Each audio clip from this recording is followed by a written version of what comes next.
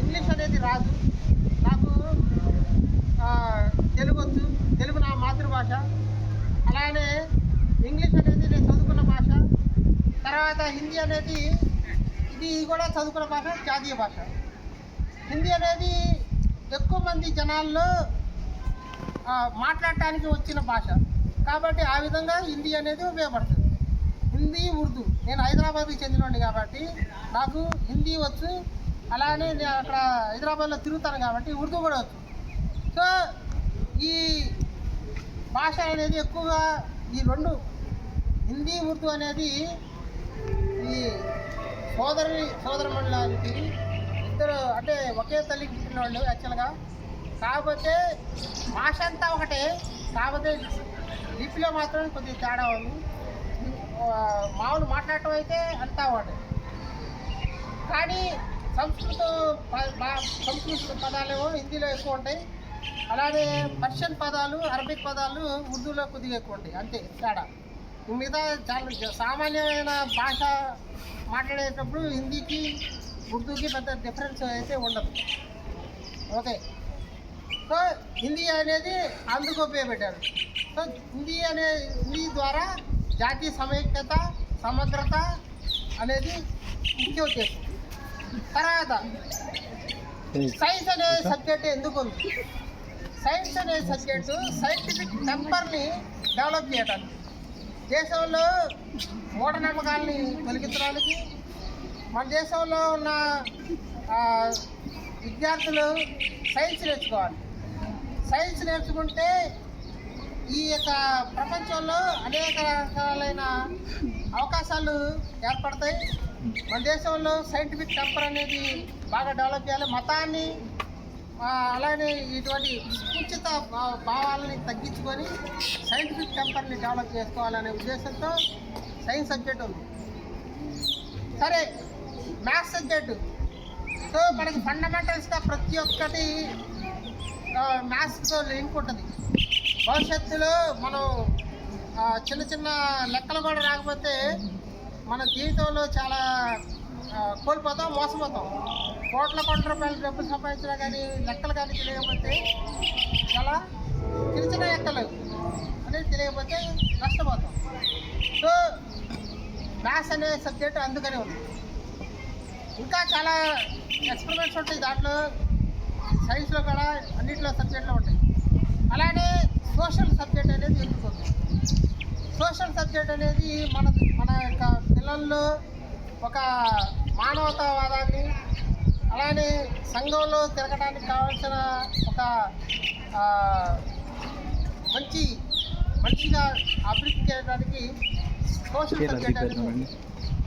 ఇంకా ఈ సోషల్ సబ్జెక్టుతో పాటు ఇంకా మనకి మ్యూజిక్ అనే ఒక సబ్జెక్ట్ కూడా ఉంది.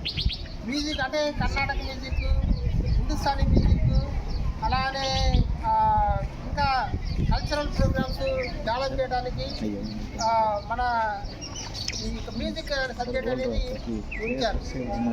అలానే ఇంకా ఇతర సబ్జెక్టులు కూడా ఉన్నాయి. ప్రస్తుతానికి మన స్కూల్లో ఇది మ్యూజిక్ సబ్జెక్టు శాస్త్రీయత కానీ దానికి. ఇకపోతే మిగతా వాళ్ళ గురించి చెప్తాం. ఇప్పుడు మన మెస్లో ఎంతో ఇద్దరు పర్మనెంట్ మెస్ వర్కర్స్ ఉన్నారు. అలానే ఇద్దరు టెంపరీ వాళ్ళు ఉన్నారు. వాళ్ళు ఉదయాన్నే లేచినట్టు ఓకే రాత్రి 8 గంటల దాకా మీరు అన్నం తిన్నదాకా వాళ్ళు ఉదయం నుండి కష్టపడతా ఉంటారు. ఓకే, అంటే వాళ్ళ యొక్క జీవితాన్ని ఈ యొక్క మంచి భోజనం పెట్టడానికి వీటికి ఉపయోగిస్తారు. అంటే వాళ్ళ యొక్క జీవితాన్ని ఆ విధంగా సాక్రిఫైస్ చేస్తున్నారు. నర్సు మేడం ఉంది, ఆమె మీకు ఏదైనా ప్రాబ్లమ్స్ వస్తే అలానే సిక్ అయితే చూడటానికి ఆమె ఉంది. అలానే మోహన్ వాళ్ళు ఉన్నారు, మోహన్ భార్య. మీరు బాత్రూమ్లు జనరల్గా లెట్రిన్స్ కడగటం అంటే జనరల్గా మన ఇంట్లో కూడా మనం చేయరు, కానీ వాళ్ళు చాలా జీవితాన్ని సాక్రిఫైస్ చేసి వాళ్ళ ఇక్కడ పని చేస్తున్నారు. అలానే శృతి అక్క ఉంది.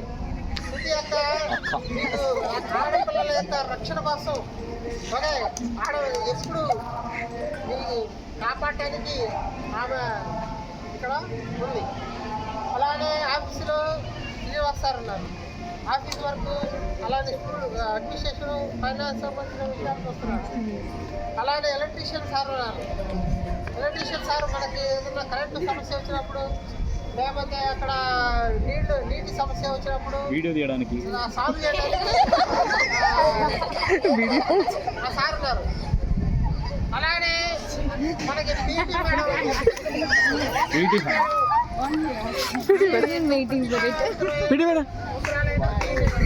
నేను చెప్పినా కదా,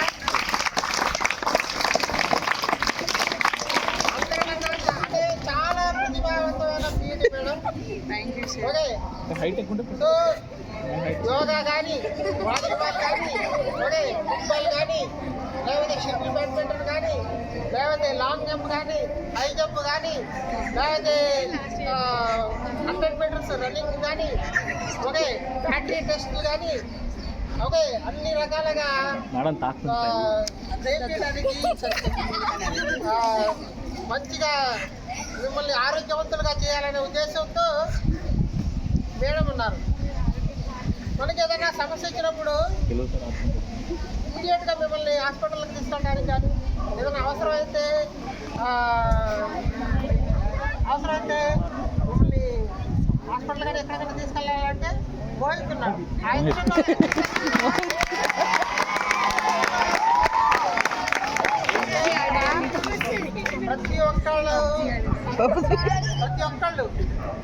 ప్రతి ఒక్కళ్ళు తమ యొక్క సర్వీస్ చేస్తున్నారు.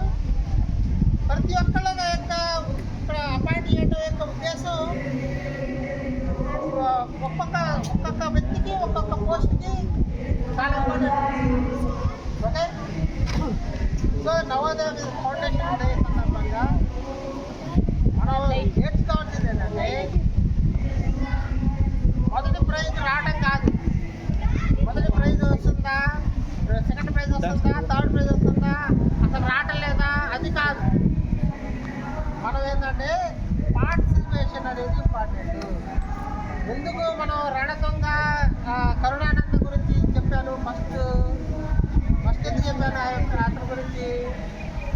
పార్టిసిపేషన్ చేసి 9వ రౌండ్లోనే మిగతా వాళ్ళందరూ క్రాస్ చేసినా కానీ 9వ రౌండ్ అయిపోయిన తర్వాత 10వ రౌండ్కి ఇంకా పరిగెత్తాడు కనపడతా ఉంటాం. అంటే మీరు పార్టిసిపేషన్ చేయాలి. ఓకే, అలానే రకరకాలైన ఫంక్షన్స్ ఉంటాయి, సెలబ్రేషన్స్ ఉంటాయి, ప్రోగ్రామ్స్ ఉంటాయి. వాటిల్లో ముందుకు వచ్చి మాట్లాడాలి, చెప్పాలి. సో ఇప్పుడు చాలామందిని పిలిచాను, మీ భాషలో చెప్పండి. మీ ఎంతమంది తెలుగు భాష మాతృభాషగా కలిగి ఉన్నారు? చేతులెత్తండి. ఓకే, తెలుగు కాకుండా మాతృభాషగా ఉన్నవాళ్ళు ఎంతమంది ఉన్నారు? లంబాడీ భాషగా ఉన్నారు. ఓకే, అక్కడే మలయాళం. అంటే ఇక్కడ జాతీయ సమగ్రత, సమైక్యత అనేది కూడా ఇక్కడ పాయింట్ అనమాట. మన నవోదయ విద్యాలయాల్లో జాతీయ సమైక్యత అనేది ఒక important point. Sir Hindi also చూస్తే పిల్లల్ని బట్టి చూస్తే కూడా ఈ విషయం స్పష్టం అవుతుంది. ఓకే, దానికి అంటే ఇక్కడ పాయింట్ ఏంటంటే, మీరు ఈ లక్ష్యాలన్నిటినీ, మన టీచర్ల యొక్క లక్ష్యాలు మీ లక్ష్యాలే, అలానే మన యొక్క విద్యాలయ యొక్క లక్ష్యాలు మీ లక్ష్యాలే. ఈ లక్ష్యాన్ని ఛేదించడానికి, అంటే సాధించడానికి మీ వంతుగా